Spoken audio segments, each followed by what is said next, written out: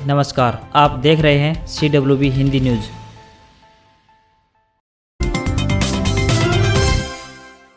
हरियाणा में बदलेगा मौसम का मिजाज। पिछले 3 दिनों से हरियाणा राज्य में मौसम खुश्क व गर्म तथा दिन के तापमान में लगातार बढ़ोतरी होने से वातावरण में संभावित अस्थिरता के कारण 30 जून व 1 जुलाई को विशेषकर उत्तर पश्चिमी व दक्षिणी क्षेत्रों में धूल भरी हवाएं चलने की संभावना व्यक्त की गई है। परंतु 2 जुलाई को मानसूनी टर्फ रेखा थोड़ी नीचे आने की संभावना को देखते हुए राज्य के विशेषकर उत्तरी क्षेत्रों के जिलों यमुनानगर, अंबाला, पंचकुला, चंडीगढ़, कुरुक्षेत्र, करनाल व आसपास के क्षेत्रों में 2 जुलाई देर रात्रि से 4 जुलाई के बीच कहीं कहीं हल्की बारिश होने तथा राज्य के अन्य क्षेत्रों में आंशिक बादल व कुछ एक स्थानों पर छिटपुट बूंदाबांदी होने की संभावना व्यक्त की गई है, जिसके बाद दिन के तापमान में हल्की गिरावट होने की भी संभावना व्यक्त की जा रही है।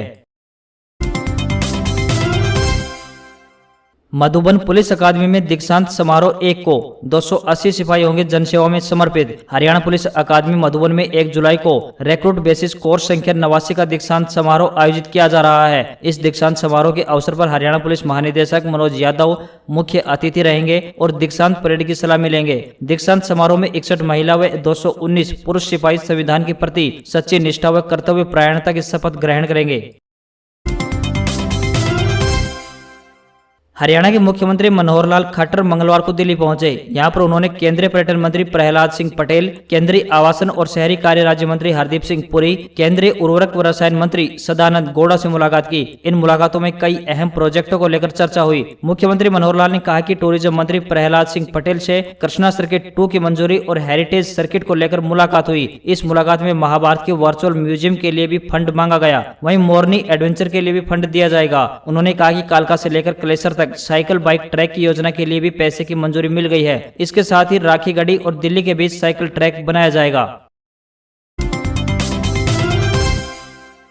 हरियाणा में कोरोना के केस हर दिन कम होते जा रहे हैं। मंगलवार को प्रदेश में केवल 78 केस मिले और 16 लोगों की मौत हो गई। इसी बीच राहत की बात यह है कि किसी भी जिले में 10 से ज्यादा संक्रमित के केस नहीं मिले हैं। वहीं 160 लोगों ने कोरोना को मात दी, जिसके बाद एक्टिव केस घटकर 1495 रह गए हैं और रिकवरी दर की बात करें तो 98.58% पर पहुंच गई है। गुरुग्राम से फरीदाबाद का आने जाने का सफर अब महंगा हो गया है। टोल कंपनी ने टोल की दरें 5 रुपए से लेकर 75 रुपए तक बढ़ा दी है। यह नई दरें सोमवार रात 12 बजे से लागू हो गई हैं। वहीं निजी गाड़ियों का मासिक पास अब 600 रुपए में और व्यावसायिक कार, जीप और वैन का किराया मासिक 900 रुपए रहेगा। मल्टी एक्सल वाहनों को अब एक चक्कर लगाने पर 300 के बजाय 350 रुपए और आने जाने के फेरे की बात करें तो 525 रुपए टोल टैक्स देना होगा। हालांकि व्यावसायिक वाहनों के सिंगल चक्कर पर लगने वाला टैक्स 120 रुपए से बढ़ाकर 130 रुपए कर दिया गया है। हरियाणा के पूर्व उप मुख्यमंत्री चंद्र मोहन ने प्रधानमंत्री नरेंद्र मोदी से आग्रह किया है कि वह किसानों के धैर्य, संयम और साहस की परीक्षा न लें और तीनों कृषि कानूनों को तुरंत वापस लेकर किसानों की प्रगति और खुशहाली का रास्ता प्रशस्त करे। अन्यथा देश के लोकतंत्र के इतिहास में एक ऐसा काला अध्याय लिखा जाएगा जिसमें भारतीय जनता पार्टी की हठ धर्मिता और संवेदनशीलता के साथ साथ 500 से अधिक किसानों की हत्या के कलंक का जिम्मेदार भी भाजपा को ठहराया जाएगा। उन्होंने प्रधानमंत्री नरेंद्र मोदी से आग्रह किया कि कॉरपोरेट घरानों को लाभ पहुंचाने के उद्देश्य से किसानों का गला घोटने का काम ना करें। हरियाणा में स्कूली बच्चों को पायलट बनाने की तैयारी, खोले जाएंगे फ्लाइंग स्कूल। हरियाणा में 4 जगहों पर PPP यानी पब्लिक प्राइवेट पार्टनरशिप के आधार पर फ्लाइंग स्कूल चलाने की संभावना का पता लगाया जा रहा है। 2 जगहों पर टेंडर भी अलॉट कर दिया गया है। हिसार में अंतर्राष्ट्रीय विमान केंद्र की स्थापना के अलावा हरियाणा प्रदेश में मौजूदा हवाई पट्टियों का सुधारीकरण किया जाएगा। यह निर्णय हरियाणा के उप मुख्यमंत्री दुष्यंत चौटाला, जिनके पास नागरिक उड्डयन विभाग का प्रभार भी है, की अध्यक्षता में गुरुग्राम में आयोजित नागरिक उड्डयन विभाग के अधिकारियों की बैठक में लिया गया। बैठक में डिप्टी सीएम दुष्यंत चौटाला ने नागरिक उड्डयन विभाग के अधिकारियों को निर्देश देते हुए कहा कि महेंद्रगढ़ व भिवानी में PPP आधार पर फ्लाइंग स्कूल चलाने के लिए टेंडर हो चुके हैं। अब करनाल तथा पिंजौर में यह स्कूल चलाने के लिए संभावनाओं का पता लगाएं। उन्होंने महेंद्रगढ़ जिला के नारनौल के पास बाछौद और भिवानी की हवाई पट्टियों की सुधारीकरण पर विस्तार से चर्चा की।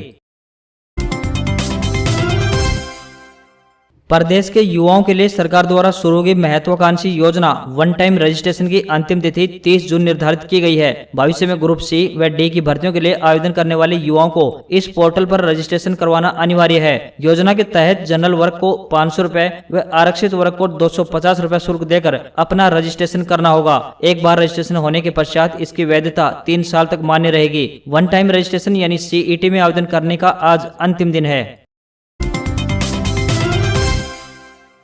हरियाणा में स्कूलों की छुट्टियों को आगे बढ़ा दिया गया है। इसकी जानकारी खुद शिक्षा मंत्री कंवरपाल गुर्जर ने दी है। उन्होंने बताया कि स्कूलों की छुट्टियां 15 जुलाई तक आगे बढ़ा दी हैं। उन्होंने कहा कि कोविड के मामले काफी कम हुए हैं, स्थिति नियंत्रण में है, लेकिन अभी अभिभावकों और बच्चों में डर है। स्कूल खोलने का माहौल अभी तय नहीं हो पाया है, इसलिए 15 जुलाई तक स्कूल बंद रहेंगे। शिक्षा मंत्री कंवरपाल गुर्जर ने कहा कि 25 जुलाई तक 12वीं का रिजल्ट आ जाएगा। 30 नंबर 10वीं के अंकों के आधार पर, 10 नंबर 11वीं की परीक्षा परिणाम और बाकी 60 नंबर इंटरनल असेसमेंट के दिए जाएंगे। साथ ही शिक्षा मंत्री ने हरियाणा में जल्दी 8,06,000 बच्चों को टैबलेट दिए जाने की बात भी कही।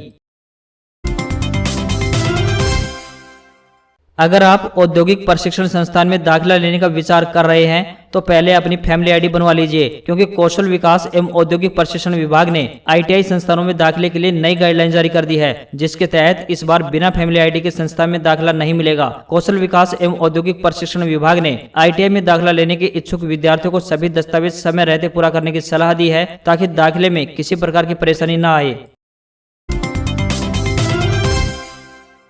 1 करोड़ से भी ज्यादा केंद्रीय कर्मचारियों और पेंशनरों के लिए डबल खुशखबरी है। मोदी सरकार ने उनके महंगाई भत्ते यानी डियरनेस अलाउंस डीए और महंगाई राहत यानी डियरनेस रिलीफ पर लगी रोक हटा ली है। केंद्रीय कर्मचारियों और पेंशनर्स को सितंबर की सैलरी में एरियर के साथ बढ़ा हुआ डीए भी मिलेगा। बता दें कि जनवरी 2020 में केंद्रीय कर्मचारियों का डीए 4% बढ़ा था। इसके बाद दूसरी छमाही में 3% इजाफा हुआ। अब जनवरी 2021 में भी यह 4% बढ़ा है। इससे यह 28% पर पहुंच गया है। आम आदमी पार्टी ने पंजाब में अगले साल होने वाले विधानसभा चुनाव में दिल्ली वाला दांव चला है। दिल्ली के मुख्यमंत्री अरविंद केजरीवाल ने चंडीगढ़ में एक रैली की। इस दौरान उन्होंने 3 बड़े चुनावी वादे किए। पहला, हर परिवार को 300 यूनिट बिजली फ्री। दूसरा वादा, पुराने घरेलू बिल माफ। व तीसरा वादा, 24 घंटे पावर सप्लाई का। केजरीवाल ने कहा कि 300 यूनिट फ्री बिजली से 80% लोगों का बिजली का बिल 0 हो जाएगा।